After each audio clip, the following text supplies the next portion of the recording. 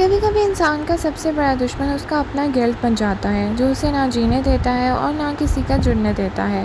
मिल्कियत episode 38 में भी कुछ ऐसा ही देखने को मिला, जहां ज़ावियर अपने माजी के बोझ में दबा हुआ नजर आया और सोहा अपने दिल और दिमाग के दरमियान फंसी हुई।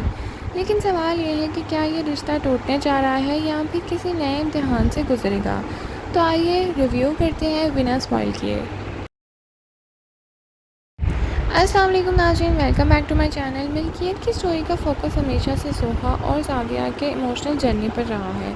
एपिसोड 38 में भी वही थीम कंटिन्यू रखा गया, ट्रस्ट इश्यूज, गिल्ट और स्लोली बिल्ड होती हुई मिसअंडरस्टैंडिंग्स।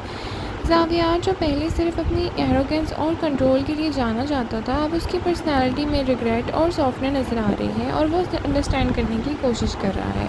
सोहा अभी भी कम्प्लीटली कन्विंस नहीं है, लेकिन उसका रिएक्शन पहले से थोड़ा काम और ऑब्जर्व करने वाला है। ये एपिसोड स्टोरी का लाउड ट्विस्ट के बजाय इमोशनल डेप्थ की तरफ ले जाती है। नाज़रीन, सोहा का कैरेक्टर इस एपिसोड में काफ़ी लेयर लगता है। वो एक तरफ ज़ावियर की हेल्प और इंटेंशंस को नोटिस करती है, लेकिन दूसरी ही तरफ उसका दिल अभी भी पुरानी यादों और डिस्ट्रस्ट से भरा हुआ है। उसका बिगेस्ट इशू ये है कि वो किसी भी चीज़ को जल्दी एक्सेप्ट नहीं करती। इसी वजह से हर इंटरेक्शन में हेसिटेशन और इमोशनल डिस्टेंस नज़र आता है। ज़ावियर का कैरेक्टर एपिसोड 38 में सबसे ज़्यादा फोकस में था। उसका गिल्ट उसे कॉन्स्टेंटली इमोशनली ड्रेन करता नज़र आ रहा है और वो सोहा के करीब आना चाहता है, लेकिन उसका पास हर दफ़ा बीच में आ जाता है। ये इंटरनल स्ट्रगल उसे एक टिपिकल हीरो से ज़्यादा रियलिस्टिक और फ्लॉड करैक्टर बनाता है, और यही फ्लॉ स्टोरी को इंटरेस्टिंग बनाता है।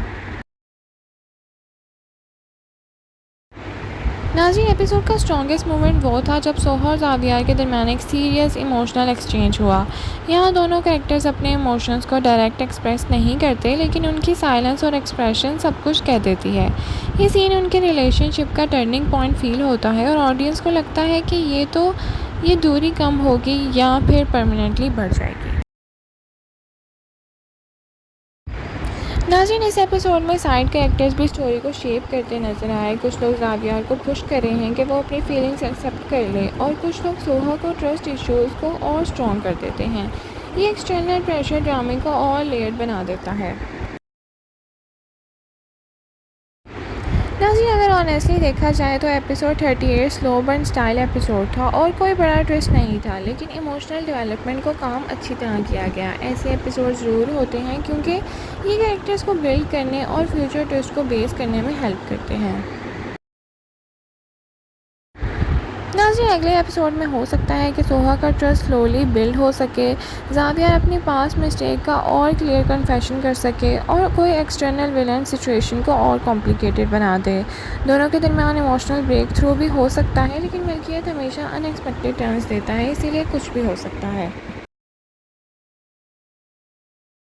ओवरऑल बात करें तो मिल्कियत एपिसोड 38 एक इमोशनल और कैरेक्टर ड्राइवन एपिसोड था। इसी एपिसोड ने स्टोरी को आगे ज़्यादा फास्ट नहीं किया, लेकिन कैरेक्टर्स को डीपर बना दिया है। आपको एपिसोड 38 कैसा लगा? क्या सोहा को ज़ावियर को और एक चांस देना चाहिए या अपनी डिस्टेंस मेंटेन रखनी चाहिए? कमेंट्स में अपना इजहार ज़रूर करें राय का, और लाइक शेयर सब्सक्राइब करना ना भूलें। Thank you so much for watching. अल्लाह हाफ़िज़।